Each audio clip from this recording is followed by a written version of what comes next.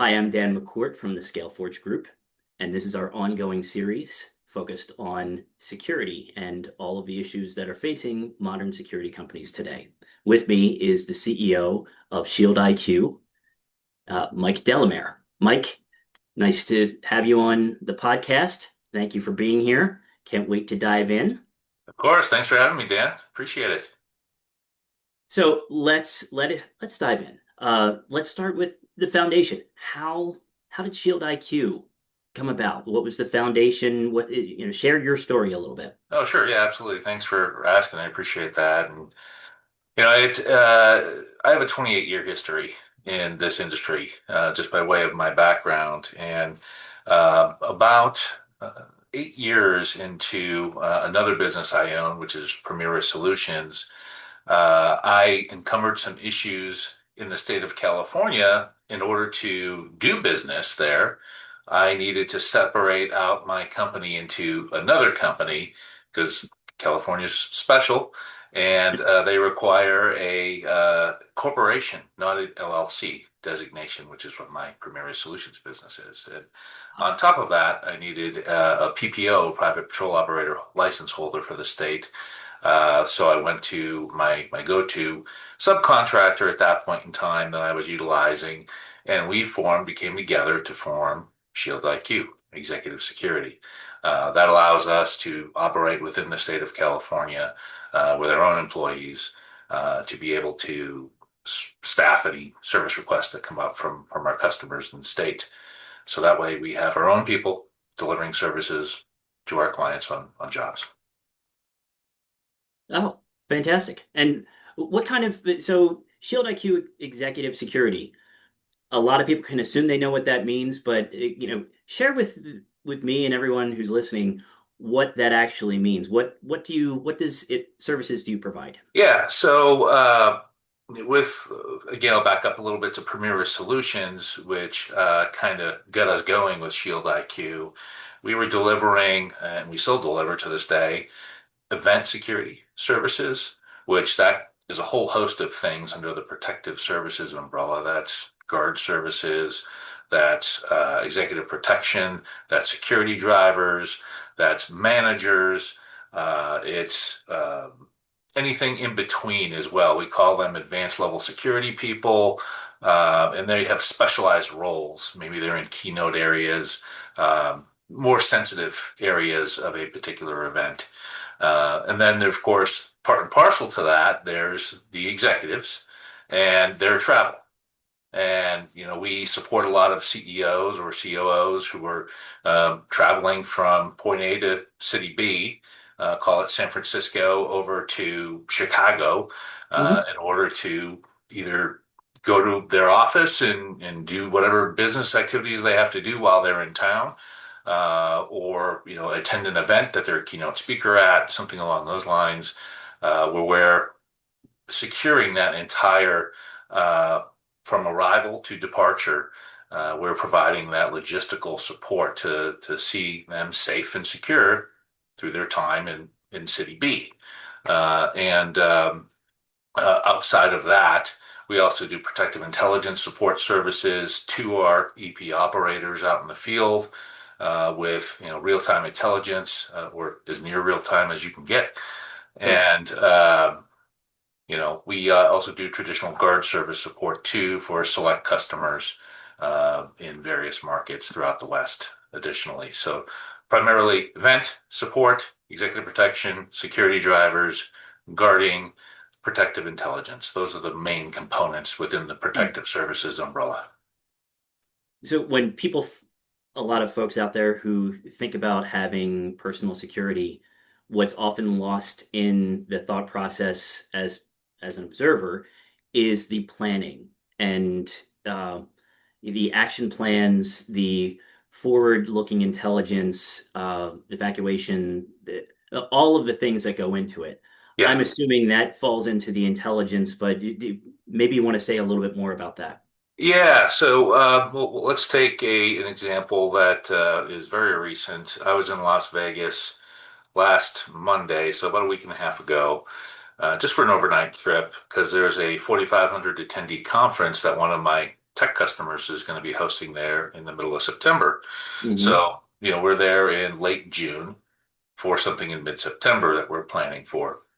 So we're there to talk through and walk through, physically walk through Hmm. all of the spaces that are under contract that they're going to essentially control, and how do we secure these spaces? And Sure. that's leveraging people and technology and policies and procedures like anything else. Hmm. And as we're doing our advance work, for this, we're working collaboratively with the venue staff because it's their house, and we got to Sure. work within their rules. Right. And of course, the client is going to have their own expectations on how they want to do things. The might have special needs. So we Mm. have the third-party event planner there attending with us to help us explain how are you using this space? What's Right. happening within the space and when is it happening? Right. Oh, yeah. Uh, Yeah. Yeah. uh, and then once we kind of collate all this information together, we have a subsequent meeting. We're actually having, in my real life example, we have that meeting next Tuesday Mm. to kind of flush out all of our respective thought processes on how we should, handle the staffing and the procedures and any technology, like cameras, typically in this particular case for an event. Um, and anything else supplemental that we feel could help reduce the risk associated with safety Mm. and security. So uh, that's all advanced preparation type of stuff that we're working on. Then you have the execution that happens when it kicks off. Sure. And of course, that looks a little different because best laid plans, sometimes they Yes. work and sometimes they don't. Things change. Even in a 2.5 month window of time, they change.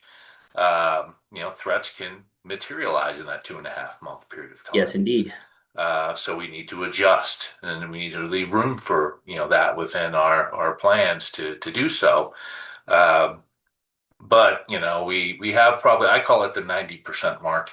You get to around 30 days or 45 days in advance, somewhere in that's a sweet spot where you got to do all your resource allocation and get your advance payments from the customer in order to make sure you secure those resources and all that Yep. fun stuff. But the intelligence piece comes into play heavily at the execution point. And that's where Mm. you have maybe, and again, using this real life example in Las Vegas, this customer happens to have their own global security operations center that's staffed 24/7. So they're That's supporting good. us remotely.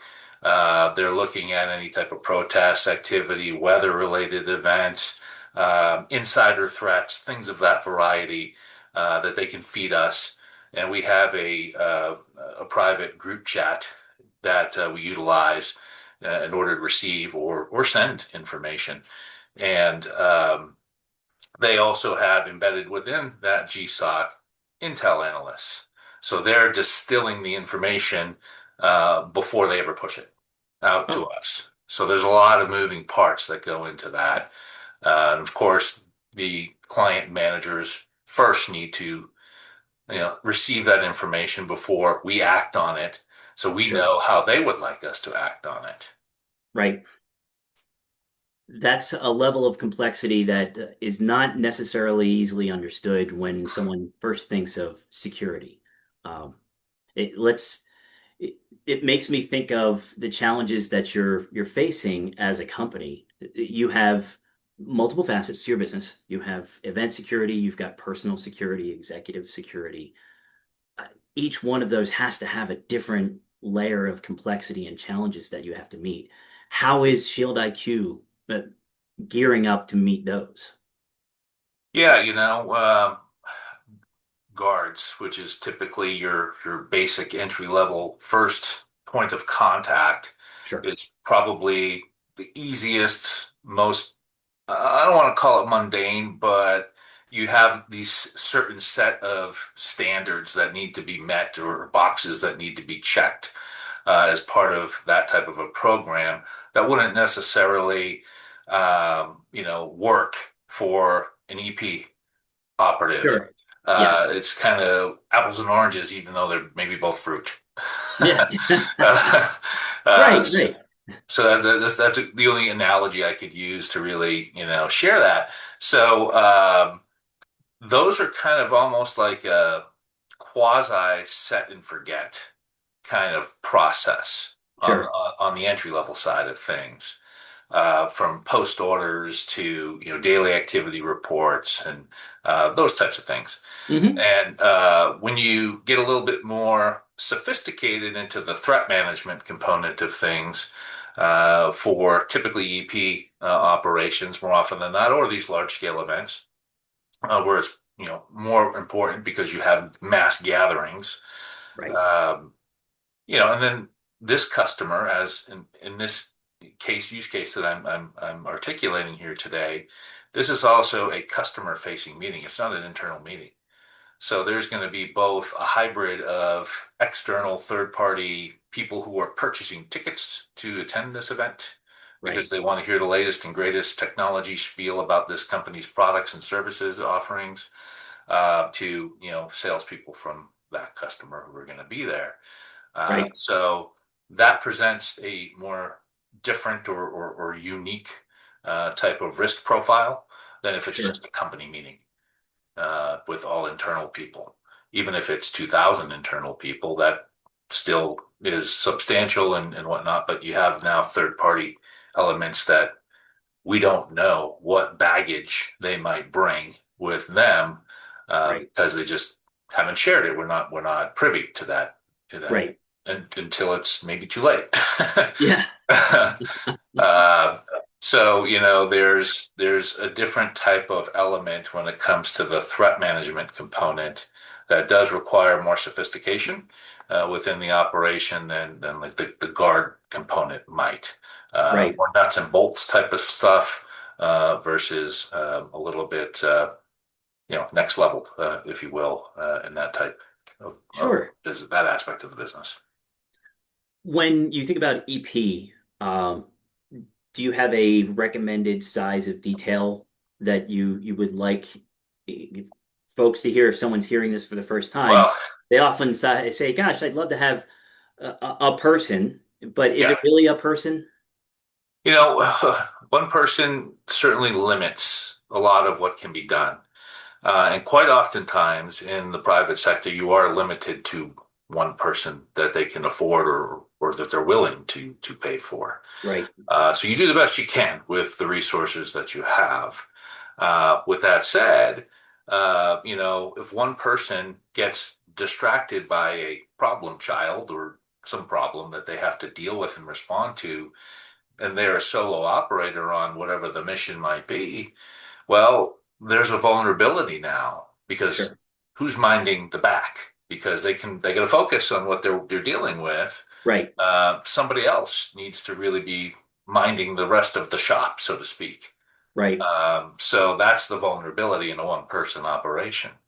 Whereas if you have two, there's that other person Right. who's there to take care of anything else that's left outside of that problem. So we would recommend two for that reason. But depending on, of course, the scope of work and the type of the situation that is unfolding, if you will, if there is an active threat, it Sure. it could be more. If it's hey, we want you to secure our building, well, two people probably can't do that either. So you might need six. It depends on how many points of access, or are you also willing to change the way you use your building for a period of time? Mm, Maybe you lock doors down that are just right. no longer accessible that normally are. But those are business decisions that need to be made, and it's beyond my pay grade in that Yeah. capacity. I can only recommend. Right. Sure. So, but those are considerations that can be taken into place too. We have another customer who's a pharmaceutical company that we work with, and they do a lot of sales events.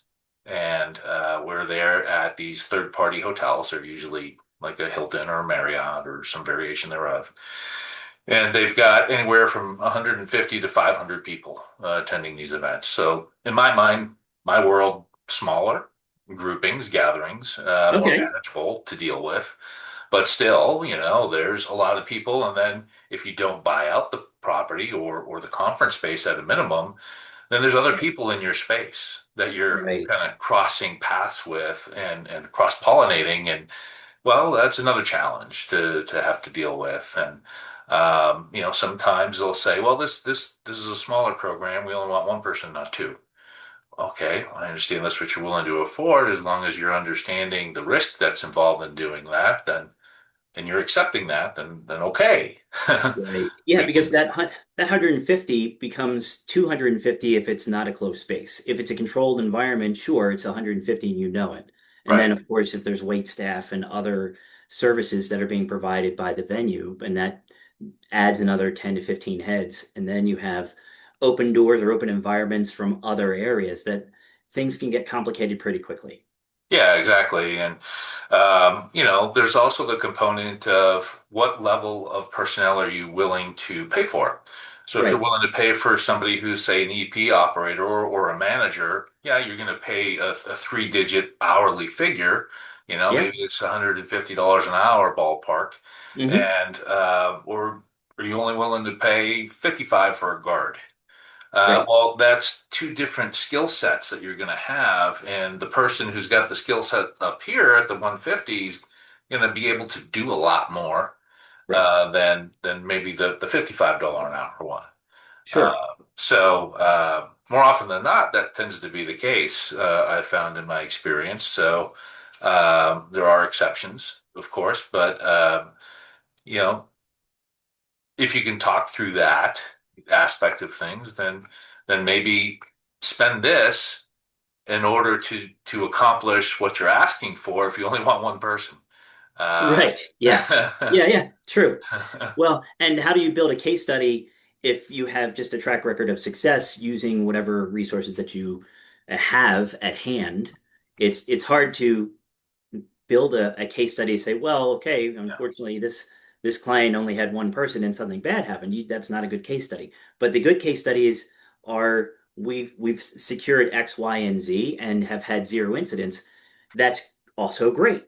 right. But it's also hard to make a case for the adequate level of protection. It is, and that is the age-old problem that we have. I think we talked about this in our last chat that we had, and I had a customer out in we were in Dallas this year, and I think it was March or so time frame, where at the end of the program, she said, "Michael, I haven't seen you as much this year as we did last year.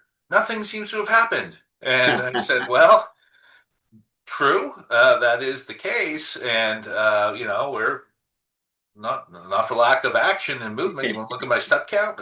You Yeah, know, exactly. uh, but it has been quieter this year compared to where we were a year ago, which happened to be a completely different venue. It was in New Orleans, not Dallas, Oh, right. and that presented different issues. And Okay. does it mean that what you spent for security this year versus what you spent last year was right or wrong? It's hard to prove a negative. Exactly. You know? That is a Uh, common theme across every don't know. podcast. That is a common theme that I've been hearing is security is always too expensive until you desperately need it. Right. And the other thing that I will articulate in along that vein, and I've said this to a couple of customers recently, and recently being the last year, uh, you should not treat security akin to an Uber-like service Mm. because we are not on demand. It doesn't work well that way. In a lot of cases, yeah, okay, we are reactionary because we get to respond. Well, But sure. when you're telling me, hey, we're going to cut these positions, 2 weeks ahead of the event. We don't need these anymore. Okay, and then all of a sudden something happens, and now hey, let's bring more people in. Well, it's a little late for That's that. right. Yeah. It's going to take hours for us to bring people in if we can get them at all. At this point, when we Sure. could have had, and when you do get them, if you fulfill that request, then it's usually not the A team. anymore Right. because the A team is already busy. They're Oh engaged. yeah, They've been they're booked. resourced. Yeah. They're booked. It's the B or the C team that you're Right. getting, and you know what? They're probably on overtime, Right. most likely, so they're going to be tired at the same time. So they're not. It's not the ideal scenario to treat it that way. Uh, Sure. so And if you want to have reactionary forces built into your staffing model, that's fine, but you got to make that investment up front. Don't wait until, oh yeah, it's 10:30 now. Let's get at noontime somebody over here. Uh, right. Yeah. we're And robbing Peter to pay Paul at that point. You're absolutely. just you're just moving your risk to someplace else, if not creating more. So yeah, treating security like an Uber-like service, not a great idea. Not a good No, concept. no, for sure. Well, it's important for the security provider to plan and get the right shaped puzzle pieces in place. It doesn't mean that the B and C team are necessarily inferior resources because they're Right. not. They're on the team. What they are might not be the right kind of person that's already trained up and ready for that particular deployment. They may be focused on something else in their normal operation. But for that instant, you're trying to pick someone up and put them into an environment and a plan that they're unfamiliar with. Right. They haven't had any advance time or preparation time. They have not gotten to learn the faces or the places. They're just completely foreign territory to your Right. point. Yeah, Yeah. it's just unfortunately instead of mitigating risk, it does add some layer of protection, but and to your point, it does increase the risk in some ways as It's well. it's more of a band-aid approach than it is actually resolving the root cause of the issue. Yep, Yeah. for sure. What we haven't spoken about is how many of your folks are licensed to carry, or what types of personnel are you putting in place? So for the most part, our people tend to be unarmed as far as the employee base is concerned, and that's mainly for liability insurance side of things. That's a business decision in that capacity. We do have plenty of armed resource capability capacity people that we can call as far as a subcontract basis is concerned. Sure. A really deep Rolodex in that capacity. But employee wise, we don't have any in-house armed people for that. The so a lot of our customers and their legal teams actually have told us that no, we don't want weapons. It's unarmed work, even in the EP side of things. Really? Whether I agree with that or not, that's what they request and require. And okay, that's another business decision that's been made for whatever reason I'm not privy to, Sure. but that's what they require or desire, and we got to fulfill. Interesting. I've heard similar liability discussions from other business owners in the space, and just managing the government regulations, managing the permitting, traveling. If you have a an EP Yeah, the engagement, travel thing is difficult. that's hard. When it comes to armed work, all of that, even if you're HR 218 qualified, and a lot of people will use that as their crux, if you will, hey, I'm HR 218 qualified, so I can travel with my weapon anywhere. That is true, but that's a personal carry, Right. not professional Yes. carry. That's different. Once you Mhm. monetize it, you need to follow the regulations and the licensing within that particular state or municipality that you're going to be operating in. So if you're in San Francisco and you're traveling to, I don't know, Denver, no, you can't. Right. Not Absolutely. legally anyway, without having the license in place in advance. Yeah. When you start trying to cover the nation, licensing becomes very complicated, is what Yeah, I've learned. yes, it Just is. regional operators tend to be regional for that purpose. They can stay within a certain radius where they know that all of the license and permits are all good, and they don't have to necessarily worry about it if they were to provide armed protection detail. Like people in, say, the state of Washington, as an example, if they're operating out of Seattle as a home base, they very well may have Oregon because it's 3 hours down the road. And if there's Sure. a job with some level of volume to it, volume just a few 12-hour shifts or something, okay, Hmm. they'll make the drive down there. It's worth their time and effort to go do work over there. But they're Right. not going to probably have California because that's too Oh, far. It yeah. doesn't make sense. It's not easy to get to. Right. Not without some expensive airfare and lodging and all that fun stuff. So, uh, Makes sense. yeah. So you might find some of those circumstances where people have, multiple ones that for that reason, but it's rare that you find it's worth the investment. Right. You have the national firms that we don't need to name and give them free publicity, and Sure. they cover some of that too, but that's, Sure. yeah, let them deal with that. Yeah. Usually what I would, if the customer were to come to me and say, hey, we would like a traveling EP team, okay, that's fine. It's going to be unarmed.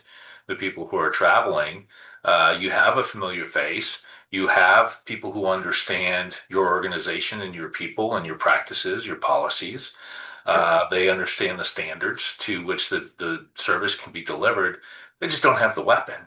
If you want somebody with a weapon, great. I'll call up, Joe over in Chicago Oh, or yeah. whatever, and they could be that person on the ground that has that. Yep. That's how it would work. Yeah, that's a great business model because then you're not necessarily carrying the liability of and all of the licensing to go from A to B. Subcontracting it out to a local provider is a fantastic idea, but it all comes back to having planning. And I'm pretty sure that EP work doesn't necessarily turn into a mad scramble or dash like it might be an event where you have to add or reduce capacity. Yeah, EP isn't necessarily that way like with events. Events is probably the best or worst case example, depending on your perspective, on hey, if this then that. EP is definitely less for sure in that capacity. It's a usually pretty well-known commodity and what you're going to need going into a situation. Well, it's and I'll leave it at this, but it's funny. I've heard so many times with EP work, how much of it is vanity, and I don't want you to break into jail with your clients, so there's no need to share. But I've heard that 20 to 30% where someone is asking for EP, it's to have someone that they can point to and say, "Yeah, I have someone here protecting me," but they really don't need protection. Yeah, that is a thing. It exists.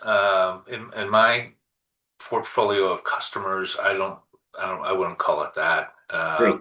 for the customers that we service, but I do know that there's certain people that are high profile individuals that will say, well, who do you use? Well, we use XYZ company. Oh, Yep. well, okay. Well, I use ABC company. Oh, okay. You like them? Yeah, they're good. I really like them. I blah, blah, blah, whatever. Yeah. Oh, well, maybe I'll use them next time. Okay, so they talk, and Love that. it's a status It thing is. to some people. Thankfully, I don't. Again, that's not really my customers, but I do see that and hear that from others as well. And you're probably right. It's probably somewhere around that 20 percentile mark. That sounds about right to me. But regardless of the reasoning for needing executive protection, ultimately it comes down to executive protection is customer service. Security Yeah, is it is more about the customer service service. industry. Yeah. Yeah, It truly is. It boils down to what I'll call that white glove service, absolutely. and having the EQ ability to be able to read people and understand how to relate to people in a way that isn't overly aggressive. Right. You can get your point across, but not have to break their hands doing it. Right. Yeah, let's not do that. Yeah, exactly. Unless it's necessary, then break all the hands you need. Sure. If equal, what's the use of force is you can use the equal amount of force used against you. So Yes. if they're coming at you with a knife, you can't escalate it to a gun, but hey, you've got a knife, you can use it. Well, speaking of people coming at people with weapons, 5 years ago, 6 years ago, the world got upside down with COVID, and some of things have gotten better, some things have stayed upside down.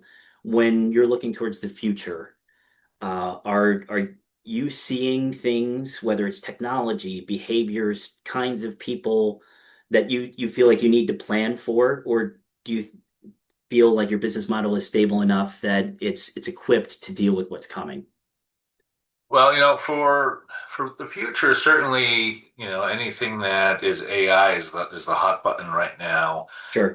And when you talk about the use cases for protective intelligence for the type of services that we're supporting, it's going to be tied to that GSOC or that Intel operator embedded within that type of an operation, where that type of information is going to come into play. I don't think it's going to be quite so much that field operator, because quite honestly, that field operator is there to do stuff physically. There's a Right. physical reason for their presence, and that is to deter and detect and delay ultimately whatever the threat may be, should it manifest itself. Sure. Uh, Technology isn't going to do that. That's a person that's going to do that. Oh, for sure. Uh, Maybe one day, way down the line, it'll be a robot, that kind of looks and acts like you and I on this call now, that can actually do stuff with their mechanism of hands, but and be able to read some of the EQ and make those decisions. But I think that's really far down the line. Oh yeah, yeah. Uh, Elon's a long way away from that right yeah. now. He'll tell you it's in 10 years, but it'll be more like 100. So Yeah, it's yeah. he'll get there, but it'll take a lot longer than they think. Oh, for sure. Yeah, it's the softer threats that I think that are out there now. The voice, there are ways to Deep manipulate fakes and people. things Yeah. like that. Yeah, I'm concerned about that for sure. I also think AI is making humans dumber Hmm. as people, and we're not critically thinking like we used to. Yes. So I'm concerned about that. It's kind of like that movie. What's the name of it? Idiocracy. Oh, idiocracy. From 20 years ago or whatever it was, with Luke Wilson in it, and Oh my God. it's unfortunate, but it actually feels like it's heading in that direction. So very strange and surreal in that capacity, but that's what I feel like at some point in the next maybe 20 years. And maybe I won't be doing this at that point, as I'll be, past my prime. But uh, that's what we're going to be dealing with, is that type of an environment. And for better or worse, that's what people who are doing this role are going to have to evolve into doing. And it's going to be more of the focus on, that immediate 180 that's in their periphery, on how to physically handle those types of situations and individuals. Oh, for sure. For Now sure. they'll have like an earpiece or something like that, and they're people talking to them with the GSOC with the Intel analysts and all that fun stuff. Uh, Look for this, and there's a protest activity down the block or whatever, but technology will help them that way. But they Oh, can't be for sure. looking at their phone and doing this and looking at, that's distracting. You can't Oh do that. no. So No, no, there will be a development of something that will accelerate things. AI is so pervasive in it things is. and it's moving faster than people can. One, they're having a hard time grasping it, that it's Right. there and it's becoming as pervasive. They know it's there. There are many people that are just putting their head in the sand and ignoring it, and are fearful of it, or just want to cling to, I just need to continue to do things the way that I know to do because I feel good about that. And I distrust what's happening with AI, and that's fine. It- However, the speed at which AI is moving is blinding. It's terrifying in some ways. So that's what I'm seeing. And the one international security firm that I spoke to, just a couple weeks ago. When they answered this question, and you'll see it in the podcast, uh, their biggest fear, because they have an international footprint, is someone in a third world country wearing flip-flops and no shirt but has a computer and has a third grade level of education but has a computer with AI and can just wreak havoc on people's lives half a world away. And they're It's the there. cyber component for sure that I would say is going to be more threatening than anything else. Passwords and identity, that's a significant concern. I know one of my customers plays in that space, in the defensible space Hmm. of that, and it's certainly their big push right now with their customers, and they work with governments, they work with big companies, Fortune 1000 companies, in securing AI, the agents in Yes. themselves, and uh, that is the stuff that is scary, and you know. I can't tell sometimes what's real on these reels. It's getting so sophisticated. Where is that really Tom Cruise? I don't know. It really looks like him. You know, You, you can no uh, longer tell because the person doesn't have seven fingers on their left hand right? anymore. Exactly. Yeah, Yeah.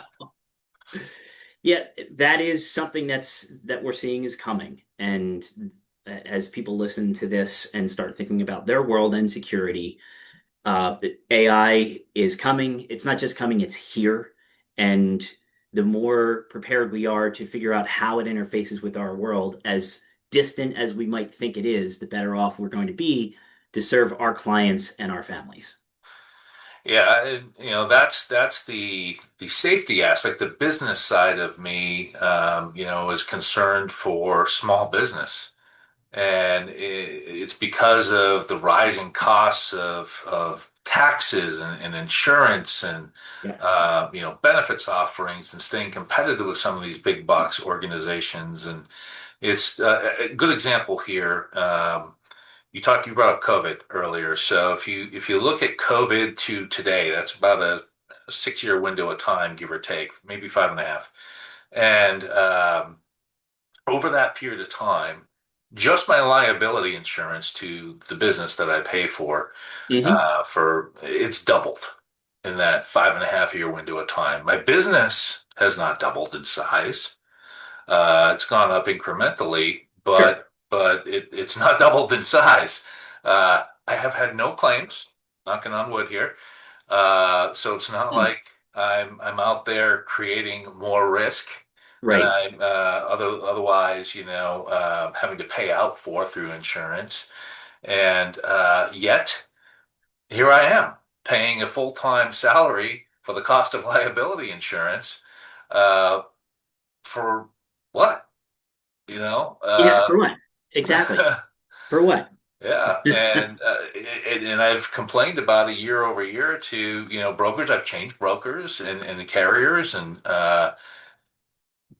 what to save $1,000. I mean, it's like okay, I'm sure in the grand scheme of things, it's a drop in the bucket when you're paying $75,000 a year for Oh, liability insurance. So. yeah. And that's cyber and crime and all kinds of stuff worked in there, Right. um, but those are the things that worry me probably the most as far as being a founder and owner of a Hmm. small business. It's like, how are we going to keep up with the big box companies that certainly have more volume, of course, yes, but Sure. they're self-insured in that capacity. They're True. not paying this. I mean, they might have to pay out otherwise through legal fees and things like that, but Right. um, nonetheless, it's a line item on our P&L that they don't have. That's So true. and it's only going this way. Yeah. Right. And that's one item. Medical insurance is the same thing, and it's Oh, it's no yeah. it's no different. It's exactly the same. So I'm concerned for the level of competitiveness I guess, for smaller businesses in the long run. I don't know how this is going to be sustainable, quite honestly. So, No, agreed. That I'm seeing the same thing. No, I don't see an end to it, but I see there's going to be a breaking point at some point. I just don't know what that looks like. yeah. Oh, okay. Well, I think we've covered all of the facets of your company and the situations, the challenges, the staffing, the capabilities. This has been a great conversation that I've enjoyed. I've learned more things. Every conversation I learn more, I share more. I'm definitely taking a few nuggets away from this one, and I appreciate that. I know for sure that people who are watching this will do the same. Great. Hey, you live and learn, and I abide by that model as well. And I hope to take something away from each and every day. So I hope I shared something for everybody here. Well, you certainly did, and I appreciate your time, Mike. I really do. Oh, my pleasure. Thanks for having me, Dan. All right. Well, have a great day, and we'll talk soon.